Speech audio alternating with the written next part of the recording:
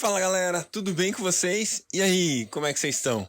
Vamos lá, vamos continuar nossa leitura bíblica em um ano? Hoje estamos aqui na semana de número 24, quinto dia. E no quinto dia nós vamos ler 2 Reis capítulo 18, 2 Reis capítulo 19 e também Gálatas capítulo 4, beleza? Vamos nessa, galera? Deus, obrigado por mais um dia, obrigado pela vida que o Senhor sopra em nós, Deus, nesse dia. Nós queremos o seu sopro, Deus, queremos sentir a sua presença conosco no dia de hoje. Nós te convidamos, Pai, te convidamos, Jesus, te convidamos, Espírito Santo. Seja presente no nosso dia. Nós queremos estar contigo de uma maneira intensa, de uma maneira especial, Deus, de uma maneira íntima, profunda no dia de hoje. Espírito Santo, nós te convidamos e desejamos o Senhor perto, desejamos o Senhor conosco. Vem Espírito Santo, viva esse dia com a gente, em cada momento, em cada tempo, em cada ação, em nome de Jesus. Pai, enquanto a gente lê a sua palavra, fala conosco. Nós abrimos nossos corações, rasgamos nossos corações diante do Senhor e clamamos que o Senhor fale de uma maneira intensa e especial no dia de hoje, em nome de Jesus. Amém. Glória a Deus, vamos lá. 2 Reis, capítulo 18. No terceiro ano do reinado de Oséias, filho de Elá, rei de Israel, Ezequias, filho de Acás, rei de Judá, começou a reinar. Ele tinha 25 anos de idade quando começou a reinar e reinou 29 anos em Jerusalém. O nome de sua mãe era Abia, filha de Zacarias. Ele fez o que o Senhor aprova, tal como tinha feito Davi, seu predecessor. Removeu os altares idólatras, quebrou as colunas sagradas e derrubou os postes sagrados. Despedaçou a serpente de bronze que Moisés havia feito, pois até aquela época os israelitas lhe queimavam incenso. Era chamada Neustã. Ezequias confiava no Senhor, o Deus de Israel. Nunca houve ninguém como ele entre todos os reis de Judá, nem antes nem depois dele. Ele se apegou ao Senhor e não deixou de segui-lo. Obedeceu os mandamentos que o Senhor tinha dado a Moisés. E o Senhor estava com ele. Era bem-sucedido em tudo o que fazia. Rebelou-se contra o rei da Síria e deixou de submeter-se a ele. Desde as torres das sentinelas até a cidade fortificada, ele derrotou os filisteus até Gaza e o seu território. No quarto ano do reinado do rei Ezequias, o sétimo ano do reinado de Oséias, filho de Elá, rei de Israel, Salmaneser, rei da Assíria, marchou contra Samaria e a cercou. Ao fim de 3 anos, os assírios a tomaram. Assim, a cidade foi conquistada no sexto ano do reinado de Ezequias. O nono ano do reinado de Oséias, rei de Israel. O rei assírio deportou os israelitas para a Síria e os estabeleceu em Alã, em Gozã do rio Abor e nas cidades dos medos.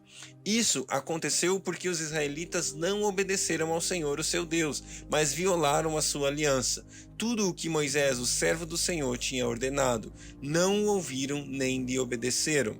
No 14º ano do reinado do rei Ezequias, Senaqueribe, rei da Assíria, atacou todas as cidades fortificadas de Judá e as conquistou. Então Ezequias, rei de Judá, enviou essa mensagem ao rei da Síria em Laquis: cometi um erro, para de atacar-me e eu pagarei tudo o que exiges. O rei da Assíria cobrou de Ezequias, rei de Judá, 10 toneladas e meias de prata e 1.050 quilos de ouro. Assim, Ezequias deu-lhe toda a prata que encontrou no templo e na tesouraria do palácio real.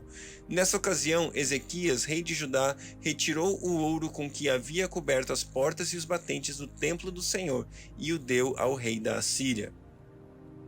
De Laquis, o rei da Síria enviou ao rei Ezequias em Jerusalém seu general, seu oficial principal e seu comandante de campo com um grande exército.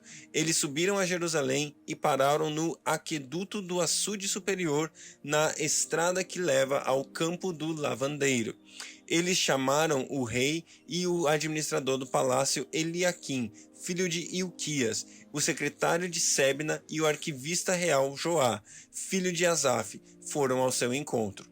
O comandante de campo lhes disse: digam isto a Ezequias: assim diz o grande rei, o rei da Síria. Em que você baseia sua confiança? Você pensa que meras palavras já são estratégia e poderio militar? Em quem você está confiando para se rebelar contra mim? Você está confiando no Egito, aquele caniço quebrado que espeta e perfura a mão do homem que nele se apoia? Assim o faraó, o rei do Egito, retribui a quem confia nele. Mas se vocês me disserem, estamos confiando no Senhor, o nosso Deus, não é ele aquele cujos santuários e altares Ezequias removeu, dizendo a Judá e Jerusalém, vocês devem adorar diante desse altar em Jerusalém? Aceite, pois, agora o desafio do meu senhor, o rei da Síria. Eu lhe darei 2.000 cavalos, se você tiver cavaleiros para eles. Como você pode derrotar o mais insignificante guerreiro do meu senhor? Você confia no Egito para lhe dar carros de guerra e cavaleiros? Além disso, será que vim atacar e destruir este local sem uma palavra da parte do Senhor? O próprio Senhor me disse que marchasse contra este país e o destruísse. Então Eliaquim, filho de Hilquias, Sebna e Joá disseram ao comandante do campo: Por favor, fala aos teus servos em aramaico, porque entendemos esta língua. Não fales em hebraico, pois assim o povo que está sobre os muros o entenderá. O comandante, porém, respondeu: Será que meu senhor enviou-me para dizer estas coisas somente para o seu senhor e para você, e não para que os que estão sentados no muro, que como vocês terão que comer as próprias fezes e beber a própria urina? Então o comandante levantou-se e gritou em hebraico: Ouçam a palavra do grande rei, o rei da Assíria. Assim diz o rei: Não deixem que Ezequias os engane. Ele não poderá livrá-los da minha mão. Não deixem que Ezequias convencê-los a confiar no Senhor quando diz: Com certeza o Senhor nos livrará. Essa cidade não será entregue nas mãos do rei da Assíria. Não deem ouvidos a Ezequias. Assim diz o rei da Assíria: Façam paz comigo e rendo-se. Então cada um de vocês comerá a sua própria videira e de sua própria figueira e beberá água da sua própria cisterna, até que eu venha e os leve para a terra igual à de vocês, terra de cereais, de vinho, terra de pão e de vinhas, terra de oliveiras e de mel. Escolham a vida e não a morte. Não deem ouvidos a Ezequias, pois ele os está iludindo quando diz: O Senhor nos livrará. Será que o Deus de alguma nação conseguiu livrar sua terra das mãos do rei da Assíria? Onde estão os deuses de Amate e de Arpade? Onde estão os deuses de Sefarvaim, de Ena e de Iva? Acaso livraram Samaria das minhas mãos?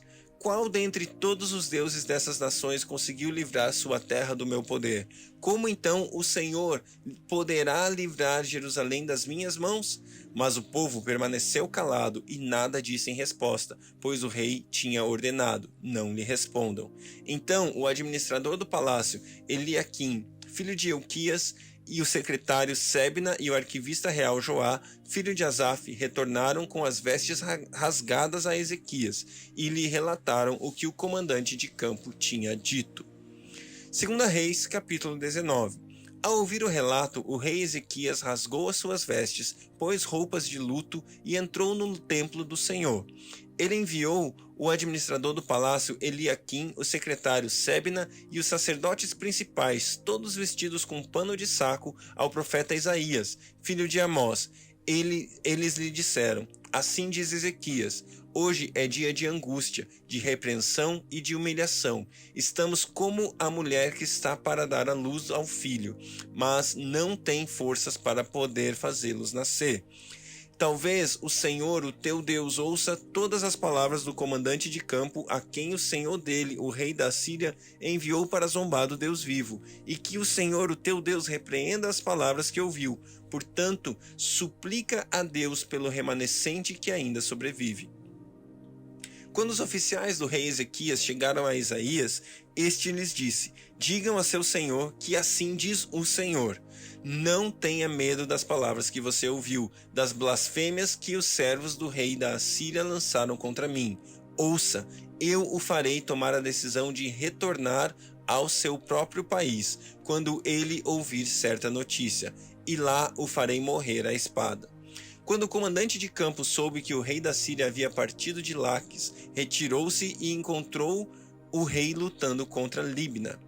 Ora, Senaqueribe fora informado de que Tiraca, rei etíope do Egito, estava vindo lutar contra ele, de modo que mandou novamente mensageiros a Ezequias com este recado: diga a Ezequias, rei de Judá, não deixe que o Deus do qual você confia o engane, quando diz: Jerusalém não cairá nas mãos do rei da Síria. Com certeza você ouviu o que os reis da Assíria têm feito, o que os reis da Assíria têm feito a todas as nações, como as destruíram por completo.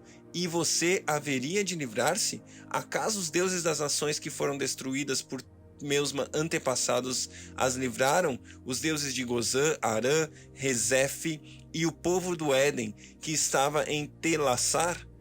Onde estão o rei Amate, o rei Arpade, o rei da cidade de Sefarvaim, de Ena e de Iva? Ezequias recebeu a carta das mãos dos mensageiros e a leu.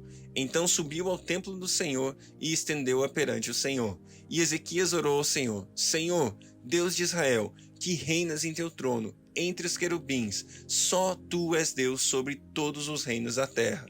Tu criaste os céus e a terra. Dá ouvido, Senhor, e ouve as palavras que Senaqueribe enviou para insultar o Deus vivo. É verdade, Senhor, que os reis sírios fizeram todas essas nações e seus territórios um deserto. Atiraram os deuses delas no fogo e os destruíram, pois não eram deuses, eram apenas madeira e pedra moldadas por mãos humanas. Agora, Senhor, nosso Deus, salva-nos das mãos dele, para que todos os reinos da terra saibam que só tu, Senhor, és Deus. Então Isaías, filho de Amós, enviou uma mensagem a Ezequias: Assim diz o Senhor, o Deus de Israel: ouvi a sua oração acerca de Senaqueribe, rei da Síria. Esta é a palavra que o Senhor falou contra ele. A virgem, filha de Sião, o despreza e zomba de você. A filha de Jerusalém meneia a cabeça enquanto você foge. De quem você zombou e contra quem você blasfemou? Contra quem você levantou a voz e contra quem ergueu seu olhar arrogante? Contra o Santo de Israel. Sim, você insultou o Senhor por meio de seus mensageiros e declarou: com carros sem conta subi aos pontos mais elevados e às inacessíveis alturas do Líbano. Derrubei os seus mais altos cedros e os seus melhores pinheiros. Entrei em suas regiões mais remotas e nas suas mais densas florestas. Em terras estrangeiras cavei poços e bebi água. Com as solas dos meus pés saqueei todos os rios do Egito. Você não percebe que há muito tempo eu já havia determinado tudo isso. Desde a antiguidade planejei o que agora faço acontecer, que você deixaria cidades fortificadas em ruínas. Seus habitantes sem forças desanimaram-se envergonhados. São como pastagens, como brotos tenros e verdes, como ervas no telhado, queimadas antes de nascer. Eu, porém, sei onde você está, sei quando você sai e quando retorna, e como você se enfurece contra mim. Sim, contra mim você se enfureceu, e o seu atrevimento chegou aos meus ouvidos. Por isso, porei o meu anzol em seu nariz, e o meu freio em sua boca, e o farei voltar pelo caminho por onde veio. A você, Ezequias, darei este sinal. Neste ano, vocês comerão o que crescer por si, e no próximo ano daquilo que brotar. Mas no terceiro ano semeiem e colhem, plantem vinhas e comam seu fruto. Mais uma vez, um remanescente da tribo de Judá sobreviverá, lançará raízes na terra, e se encherão de frutos os seus ramos. De Jerusalém sairão sobreviventes, e um remanescente do monte Sião. O zelo do Senhor dos Exércitos o executará. Portanto, assim diz o Senhor acerca do rei da Assíria: ele não invadirá essa cidade, nem disparará contra ela uma só flecha, não a enfrentará com escudo, nem construirá rampas de cerco contra ela. Pelo caminho por onde veio voltará, não invadirá essa cidade, declara o Senhor. Eu a defenderei e a salvarei por amor de mim mesmo e do meu servo Davi. Naquela noite, o anjo do Senhor saiu e matou 185.000 homens no acampamento assírio. Quando o povo se levantou na manhã seguinte, o lugar estava repleto de cadáveres. Então Senaqueribe, rei da Assíria, desmontou o acampamento e foi embora. Voltou para Nínive e lá ficou. Certo dia, enquanto ele estava adorando no templo de seu deus Nisroque, os seus filhos Adrameleque e Sarezer mataram-no à espada e fugiram para a terra de Ararate. O seu filho Esaradom foi o seu sucessor. Uau, glória a Deus! Aqui a gente vê a recompensa de seguir ao nosso Deus, a recompensa de viver aos pés dele. Tudo lhe vai bem. Ezequias, nas mais difíceis situações, no maior dos problemas, ele clamou e buscou a face de Deus. E Deus, mais uma vez, respondeu. Glória a Deus, porque a gente serve a um Deus que responde. Como a gente viu ali no meio do texto, não é um Deus que foi feito por mãos humanas, madeira, pedra, nada que foi moldado pelas nossas mãos. Mas ele é um Deus real que, na verdade, nos moldou, nos criou e nos formou. E formou não apenas nós, mas também o mundo. Aí tudo que há, tudo que existe foi criado pelo nosso Deus, pelo poder da sua palavra. E quando ele libera uma palavra sobre mim e uma palavra sobre você, basta crer, porque se ainda não chegou, vai chegar, e Deus cumpre aquilo que ele fala. Glória a Deus. Gálatas, capítulo 4. Digo, porém, que enquanto o herdeiro é menor de idade, em nada difere de um escravo, embora seja dono de tudo. No entanto, ele está sujeito a guardiões e administradores até o tempo determinado por seu pai. Assim também nós, quando éramos menores, estávamos escravizados aos princípios elementares do mundo. Mas quando chegou a plenitude do tempo, Deus enviou seu Filho, nascido de mulher, nascido debaixo da lei, a fim de redimir os que estavam sob a lei, para que recebêssemos a adoção de filhos. E porque vocês são filhos, Deus enviou o Espírito de seu Filho ao coração de vocês, e ele clama, Abba, Pai. Assim, você já não é mais escravo, mas filho, e por ser filho, Deus também o tornou herdeiro. Antes, quando vocês não conheciam a Deus, eram escravos daqueles que por natureza não são deuses. Mas agora, conhecendo a Deus, ou melhor, sendo por ele conhecidos, como é que estão voltando àqueles mesmos princípios elementares fracos e sem poder? Querem ser escravizados por eles outra vez? Vocês estão observando dias especiais, meses, ocasiões específicas e anos. Temo que os meus esforços por vocês tenham sido inúteis. Eu suplico, irmãos, que se tornem como eu, pois eu me tornei como vocês. Em nada vocês me ofereceram. Como sabem, foi por causa de uma doença que preguei o evangelho pela primeira vez a vocês. Embora a minha doença tenha sido uma provação, vocês não me trataram com desprezo ou desdém. Ao contrário, receberam-me como se fosse um anjo de Deus, como o próprio Jesus Cristo. O que aconteceu com a alegria de vocês? Tenho certeza de que, se fosse possível, vocês teriam arrancado seus próprios olhos para dá-los a mim. Tornei-me inimigo de vocês por dizer a verdade.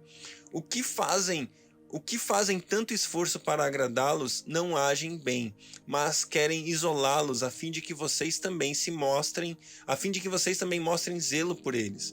É bom sempre ser zeloso pelo bem, e não apenas quando estou presente. Meus filhos, novamente estou sofrendo dores de parto por sua causa, até que Cristo seja formado em vocês. Eu gostaria de estar com vocês agora e mudar o meu tom de voz, pois estou perplexo quanto a vocês.